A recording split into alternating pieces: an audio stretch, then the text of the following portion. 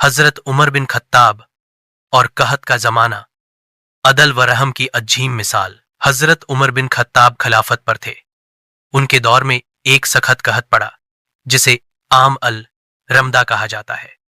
Medina और आस पास के इलाके खुश्क, साली और भूख का शिकार हो गए। लोग फाकों तक आ गए। खलीफा वक्त हजरत उमर का दिल दर्द से तड़प उठा। वह रातों को मदीना की गलियों में गश्त करते कि कहीं कोई भूखा या मोहताज तो नहीं रह गया। एक रात आपने देखा कि एक खरहे में आग जल रही है। करीब गए तो आवाज आई कि एक औरत बच्चों को तसल्ली दे रही है कि बेटा सब्र करो, अभी खाना पकेगा। लेकिन हांडी में सिर्फ पानी और पत्थर थे ताकि बच्चे समझें कि कुछ पक रहा है और सो जाएं। हजरत उमर पर कपकपी तारी हो गई।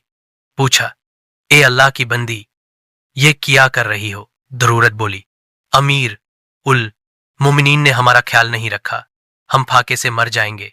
मैं बच्चों को बहला रही हूं ताकि वो सो जाएं। हजरत उमर कांप उठे, रोते हुए वापस बैतुल माल पहुंचे। अपनी कमर पर आटे, घी और खजूरों की बोरी लादी। खादिम ने अर्ज किया, अमीरुल मोमिनीन, मैं उठा लेता हूं। उमर बोले, कयामत के दिन मेरा बोझ तुम उठाओगे। वह खुद खर्रा यमे तक पहुंचे। अनाज दिया, हांडी रखी, आग जलाई, खाना पकाया और बच्चों को खिलाया। जब तक बच्चे मुस्कुराकर नहीं सोए, हजरत उमर खेमे के बाहर बैठकर देखते रहे। खातून ने कहा, अल्लाह तुम्हें जजा दे, काश तुम उमर बिन खताब होते। ताउत उमर की आंखों में आंसू आ गए और बोले, ए बहन, उमर ही तो हूं। फिर उमर ने हुक्म दिया कि कहत जदगान के लिए मुस्तकिल अनाज तकसीम किया जाए।